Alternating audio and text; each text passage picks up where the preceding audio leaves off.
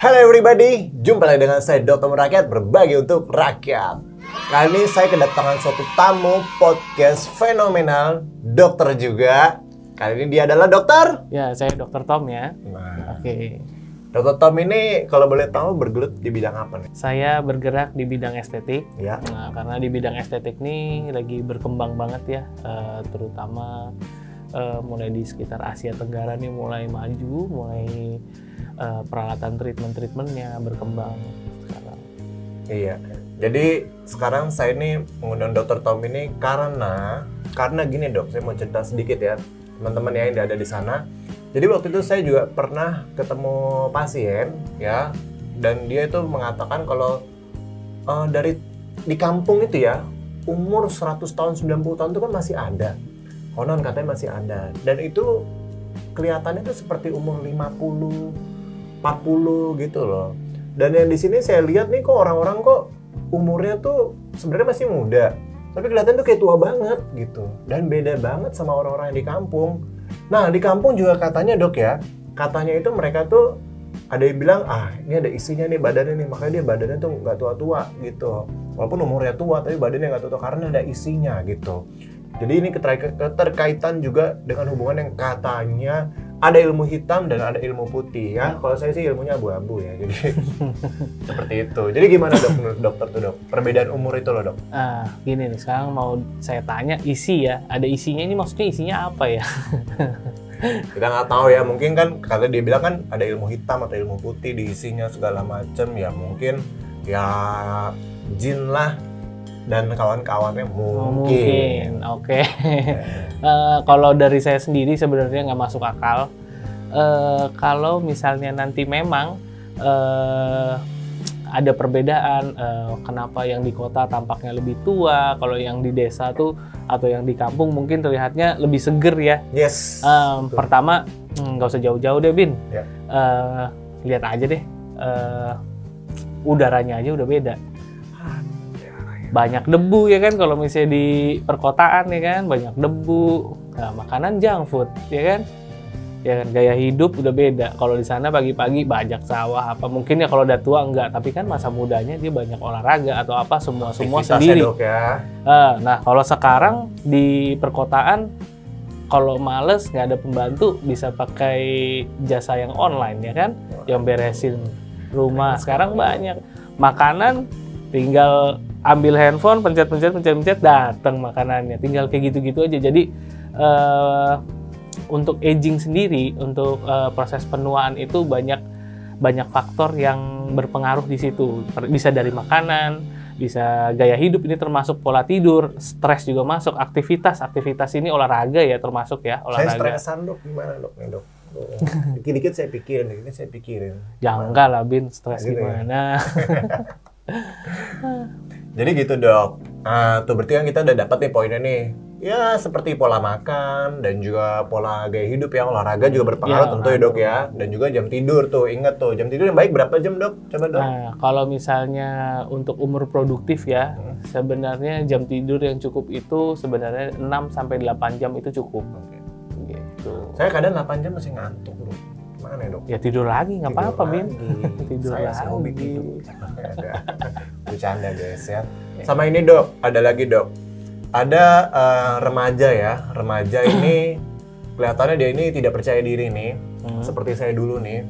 Tapi remaja ini dikasih pegangan dok. Batu dikasih pegangan. Habis itu dia nanti kelihatannya orang lihatnya dia itu wah keren, wah gila, karismatik gitu. Sehingga dia nih, kalau zaman saya masih muda nih dok, yang cowok-cowok nih terutama megang begitu dok, kenalan sama cewek ini kayak langsung semua cewek langsung mau dok gitu dok, langsung tukeran nomor handphone. Dulu nomornya masih Asia ya apa segala macam, lalu BBM ya masih begitu tuh, itu langsung mau dok. Nah pandangan dokter tuh gimana dok? Ini kan mengenai kayak karismatik ya, dan juga kayak bagaimana dia komunikasi dengan orang gitu. Nah pandangan dokter seperti apa dok? Pandangan saya, kalau dari segi medis ya Bin, Ya. nggak bisa dijelasin sih Bin. Cuman kalau menurut saya dari psikologisnya mungkin itu sugestif aja sih. Teori sugesti ya. Nggak ada lah, masa coba aja kita yang kasih ke pura-pura jadi dukun, kita kasih dia batu, nih kalau lu pegang dia juga mungkin aku rasa akan seperti itu juga kali ya. Kita nggak tahu ya. Camkan wahai anak muda, camkan. Terus dok, yang aku mau tanya dok, kalau misalnya untuk kita yang muda-muda ini dok, terutama yang milenial yang tinggal di ibu kota nih, yang saya lihat banyak yang kusem-kusem, terus juga banyak yang kelihatan tua-tua menurut saya dok ya. Tips dokter buat kalangan milenial tuh gimana dok? Supaya mereka tuh tampak lebih keren, glowing, tampak lebih cantik, sehingga mereka komunikasi dan untuk jenjang mereka tuh kehidupan mereka kan jauh lebih baik. Itu gimana dok? Oke, jadi kalau untuk kulit kusam atau apa, mungkin kita bisa mulai dengan perawatan wajah ya. Perawatan wajah nih ada banyak, bisa dengan skincare, bisa dengan memijat wajah, bisa dimulai dari makanan juga. Nah, saya di sini ya sederhana sebenarnya. Dulu aja ya, ini sebenarnya mau saya bahas paling pertama ya. Kalau misalnya kita gunakan skincare, orang kan bingung nih ya. Skincare produknya ada banyak banget nih. Gimana sih cara kita memilihnya? Memang kalau kulitnya itu tidak ada masalah yang berat. Jadi lebih penting kita pakai sunscreen dulu. Karena si sunscreen ini kan proteksi muka kita dari UVA, UVB ya. Si sunscreen ini tuh dia itu membantu kulit kita nih kalau kena sinar ultraviolet nih lebih kusam, gampang kusam, lalu gampang timbul bintik-bintik hitam gitu. Jadi pigmentasi ya. Jadi sebenarnya pakai sunblock dulu aja kali dok ya. Ya, orang-orang yang kadang-kadang yang masih keluar-keluar gitu ya. Terus dok, gimana lagi dok? Apa yang harus diperbaiki sih? Mungkin apa dari suportif dari makanan, apakah dari apalagi mungkin dari dokter gitu. Gini. Supaya milenial kita nih nggak kusem-kusem banget, nggak cepet tua deh. Ya ampun, gimana tuh dok? Jadi yang pertama tadi kan sunscreen. Yang kedua kita juga harus kenali jenis kulit kita juga loh. Ya. Kenapa harus kenali jenis kulit kita? Karena nanti kalau kita memilih facial wash, sabun untuk cuci muka, atau mau treatment dari serum atau krim atau segala macamnya, kita harus kenalin jenis kulit muka kita juga. Karena ada yang berminyak, jangan yang berminyak pakai produk yang bikin kering kulitnya, atau sebaliknya gitu ya. Itu malah nanti akan memperburuk gitu.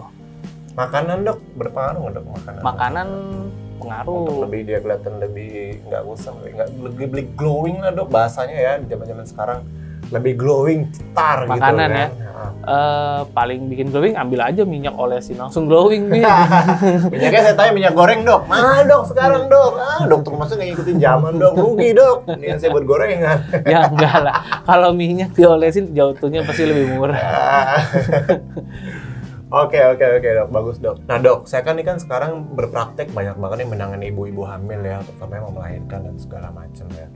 Nah, aku mau tanya sama dokter nih, dok, kira-kira nih rekomendasi ya secara estetik nih untuk ibu hamil supaya mereka terlihat lebih glowing lah pada saat kehamilannya itu tersebut bagaimana dok? Kadang kan banyak banget jadi kusam, berjerawat itu kan banyak ya, dan juga timbul-timbul kayak semacam flek-flek gitu kan juga ada dong gitu. Jadi supaya mereka lebih terawat, lebih cantik, lebih beautiful.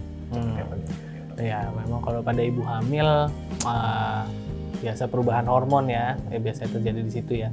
Nah, kalau pada ibu hamil nih Bin ya, sekarang udah banyak produk-produk nih yang memang dipersiapkan untuk ibu hamil. Jadi memang setiap kita misalnya kita memilih satu merek, kita harus tahu dulu karena di dalam produk itu biasanya sudah ada nih yang dikhususkan untuk ibu hamil. Jadi aman ya untuk ibu hamil dan menyusui itu biasanya sudah ada. Jadi harus ada register yang aman untuk ibu hamil dan menyusui dok ya. Nah, itu kalian tuh yang di rumah nih, yang terutama misalnya ibu hamil ya dan juga menyusui, perhatikan label produk kalian apakah dia, dan juga Anda bisa tanya juga aman nggak nih buat hamil dan menyusui, karena kalau enggak ya akan berbahaya untuk janin dan juga kondisi kesehatan Anda semua.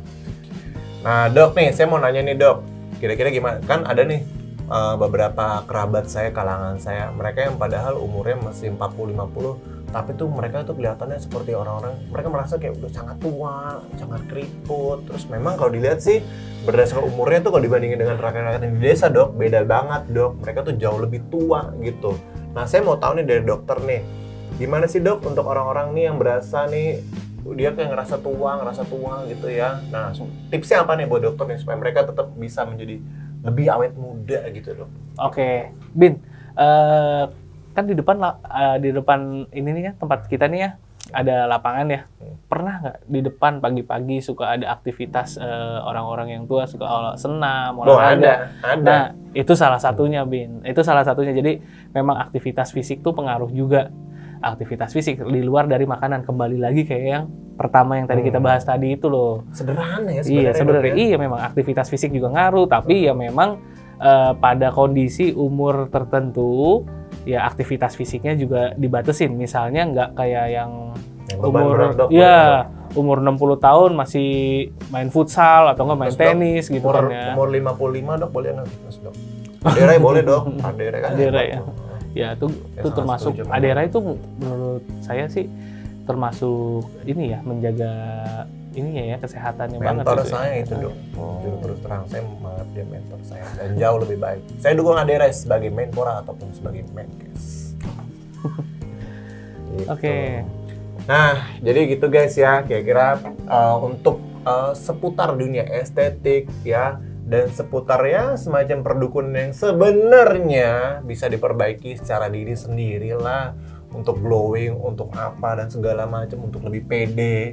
Itu sebenarnya bisa diperbaiki dari diri sendiri dan menggunakan produk-produk yang tepat yang bisa nanti Anda tanyakan sendiri rekomendasinya ke Dr. Tom, nanti akan saya taruh di bawah di sini ya, di link saya akan saya taruh kontak person beliau, sehingga kalau pusing-pusing apa soal-soal estetika dan skincare bisa tanyakan ke ahlinya, ya kan? Stay healthy, eat clean, don't forget to exercise. Kalau ada apa-apa bisa langsung hubungi kita. Lebih tepatnya estetik. Oke, terima kasih guys untuk nonton di sini. Jaga kesehatan kalian. Dan jangan lupa berdoa juga penting untuk kesehatan dan kesuksesan kalian. Oke? Bye-bye. I'll see you in the next video. Dr. Meraka berbagi untuk rakyat.